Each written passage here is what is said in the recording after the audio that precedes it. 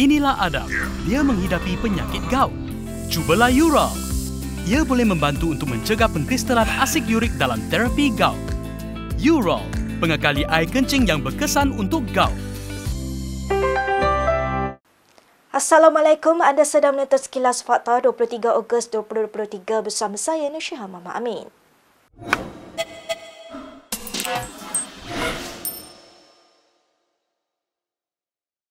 Mahkamah Tinggi Kuala Lumpur memberikan kebenaran kepada pembuat jam tangan Switzerland untuk memulakan cabaran undang-undang terhadap serbuan dan rampasan jam tangan tersebut yang melibatkan rampasan jam Swatch koleksi Pride Collection yang dikeluarkan dalam pelbagai warna pelangi seakan simbol komuniti LGBT. Hakim Amarjit Singh pagi ini membenarkan permohonan kebenaran semakan kehakiman oleh Swatch Group Sendirian Berhad berhubung serbuan dan rampasan KDN antara 13 hingga 15 Mei. Mahkamah Sivil Malaysia memberi kebenaran berikutan tiada bantahan terhadap permohonan kebenaran semakan kehakiman oleh Jabatan Peguam Negara. Dengan kebenaran yang diberikan semasa prosiding KAMA, Mahkamah Sivil Malaysia kemudiannya akan menetapkan tarikh perasingan untuk mendengar hujah lisan mengenai merit semakan kehakiman. Mahkamah Sivil juga menetapkan 6 September untuk pengurusan kes tindakan undang-undang itu. Peguam Kanan Persekutuan Farah Syuhada Ramli hadir bagi 4 responden yang disasarkan oleh tindakan undang-undang berkenaan iaitu Menteri Dalam Negeri, KSU, KDN, Setiausaha Bahagian Penguatkuasaan Kementerian dan Kerajaan Persekutuan. Semalam, Menteri Dalam Negeri Saifuddin Nasution Ismail mempertahankan rampasan jam tangan Swatch disebabkan oleh aduan orang ramai. Sebelum ini, Swatch mendakwa rampasan itu tidak sah kerana aksesori berkenaan bukan ditakrifkan bawah Akta Mesin Cetak dan Penerbitan 1984. Seorang aktivis menyuruh pengundi India tidak keluar mengundi pada PRK Parlimen Pulai dan Dun Simpan Jeram pada 9 September depan. Arun Dorasamy berkata ia sebagai tanda protes masyarakat India terhadap tindakan Perdana Menteri Datuk Seri Anwar Ibrahim yang mengislamkan seorang lelaki di sebuah masjid baru ini. Boikot itu menurut Arun bukan bermakna meminta mengundi PN, namun ia hanyalah satu petanda masyarakat India tidak berpuas hati terhadap kerajaan hari ini. Semalam, Arun dipanggil memberi keterangan oleh polis berhubung klip video TikTok disiarkannya yang mempersoalkan tindakan Anwar terbabit.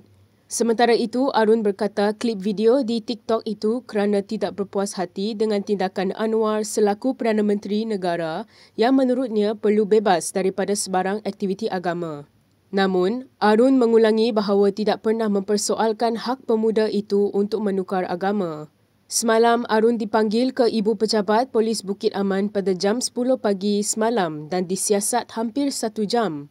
Untuk rekod, Parlimen Pulai mempunyai 20,555 pengundi India atau 12% daripada jumlah keseluruhan pengundi.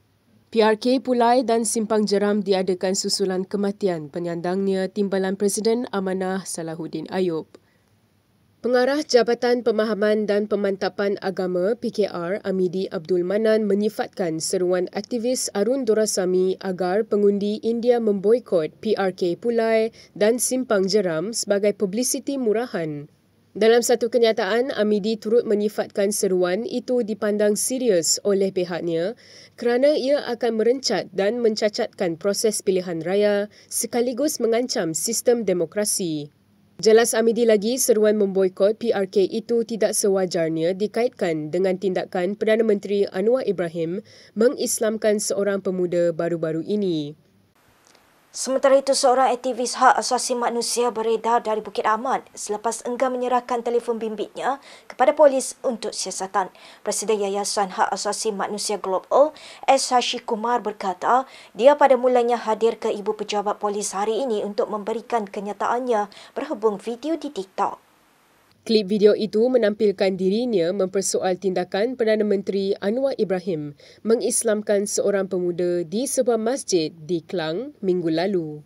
Bagaimanapun, sebaik tiba di pintu masuk Bukit Aman, Shashi berkata dia terkejut apabila seorang inspektor unit siasatan terkelas mahu mengambil telefonnya. Shashi menjelaskan selepas pegawai polis itu menjawab mungkin mengambil masa kira-kira sebulan diperlukan untuk memeriksa telefonnya, Dia menolak untuk memberi kerana di dalam telefon itu mempunyai dokumen peribadi dan maklumat lain.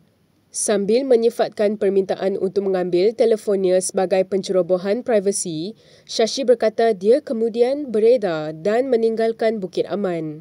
Shashi berkata kepada Malaysia Kini dia bercadang memindahkan data peranti itu terlebih dahulu sebelum bertemu penyiasat sekali lagi untuk memberi kenyataan.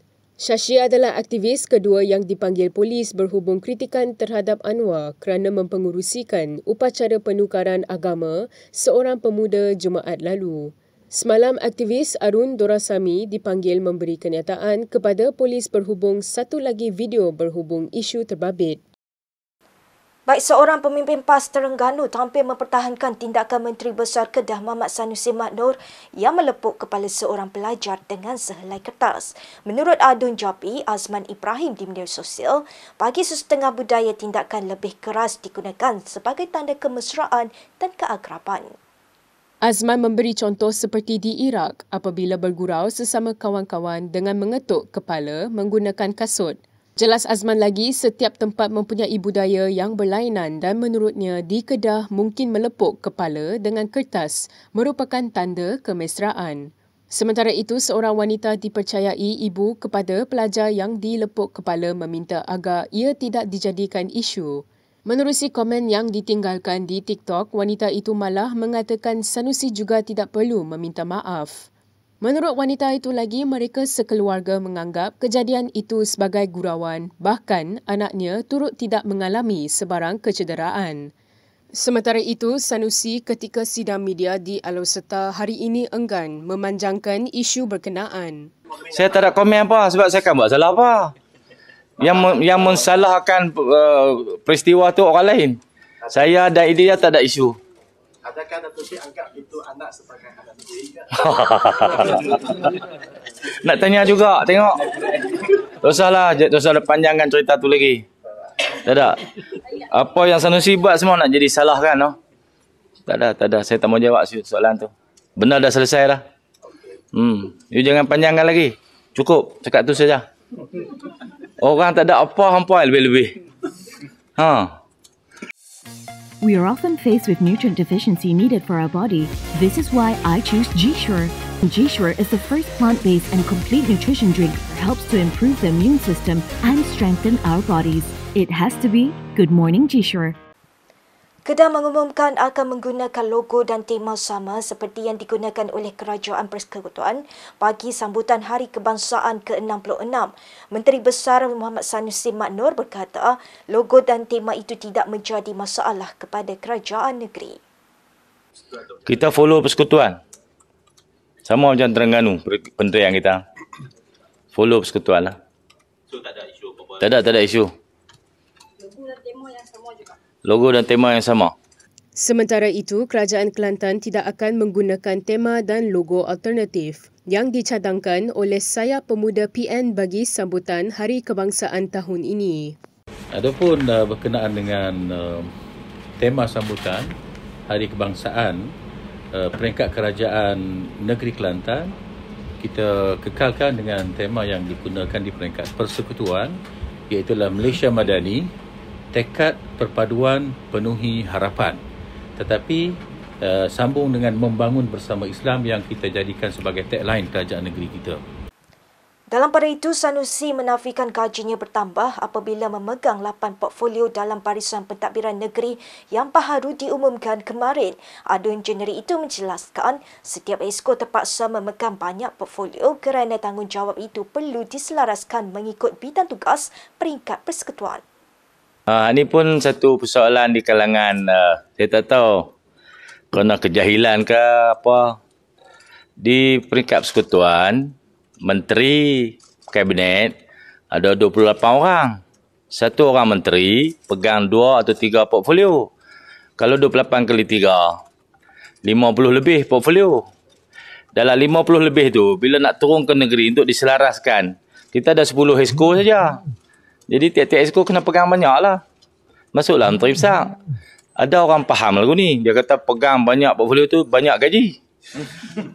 Itu tak betul. Gaji duk banyak tu ya. Kalau saya pegang 100 portfolio, gaji saya banyak tu juga. Jadi bila kita dapat banyak tanggungjawab, sebenarnya itu beban kepada orang tu bukanlah satu kenikmatan. Pada anggapan orang, bila kita pegang banyak jawatan tu, satu nikmat besar, bukan itu beban. Jadi baguslah orang pegang banyak beban sebab dia kena kerja teruk. Dalam pada itu, Menteri Besar Kelantan Muhammad Nasruddin Daud hari ini menyatakan hasratnya untuk mengadakan kunjung hormat ke atas Perdana Menteri Anwar Ibrahim. Kita dalam masa terdekat lah insya-Allah. Kita bagi saya pilihan raya telah selesai. Isu politik tidak timbul. Sekarang hubungan kerajaan negeri dengan kerajaan persekutuan. Kita Kelantan ni dulu lagi hubungan kita baik. Dan insya-Allah kita akan kekalkan hubungan baik ini. Dalam perkembangan yang lain, PN hari ini mengumumkan calonnya bagi 2 PRK yang akan diadakan bulan depan dengan bersatu akan bertanding di Parlimen Pulai manakala PAS di Simpang Ceram. Timbalan Ketua Bersatu Pulai Zulkifli Jaafar akan bertanding di kerusi Parlimen Pulai manakala Timbalan Pesuruhjaya PAS Johor Dr. Muhammad Masri Yahya di Simpang Ceram. Ialah calon kita untuk P161 Parlimen Pulai. Namanya Saudara Zulkifli bin Jaafar.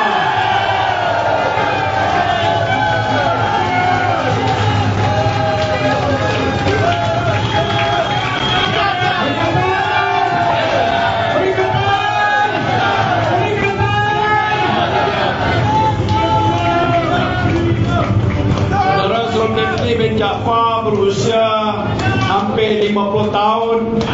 Lahir pada 19 September 1973, menetap di Perumahan Tampoi, PDM Desa Rahmat, Johor Bahru. Sudah berkahwin, ada 4 orang anak dan mendapat perusahaan entrepreneur development sedikit di Medek UITM Shah Alam tahun 1999. Ini dia orangnya.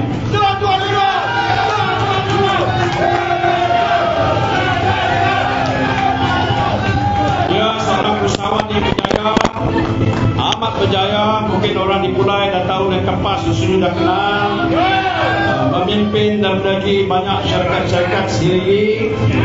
Cuma saya nak beritahu dalam perbincangan saya dengan beliau tadi, walaupun dia sudah berjaya dan ini hasil usaha dia dan keluarga dia, kalau saya kata nak menjadi wakil rakyat yang berkesan, tugas dan tanggungjawab menguruskan syarikat mesti diserahkan pada keluarga yang lain supaya dia akan tumpukan sepenuh masa penduduk-penduduk yang ada di Penang. Menteri Pembangunan Kerajaan Tempatan Nga Korming menjelaskan isu logo parti DAP pada mock check sumbangan di beberapa buah sekolah tidak menjadi isu kerana yang penting sumbangan itu memberi manfaat.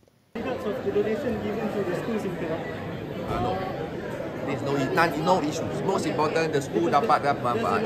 Sebelum ini, Ketua Pemuda UMNO Dr. Muhammad Akmal Saleh menggesa Korming untuk menjelaskan isu logo DAP yang tertera pada mock check sumbangan yang diberi ke sekolah.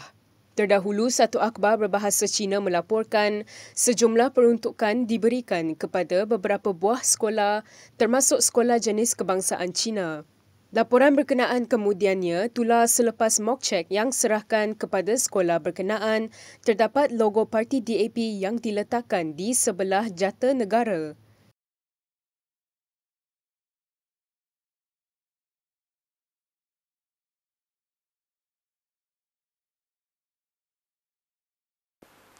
Berikut beberapa lagi ringkasan berita untuk hari ini.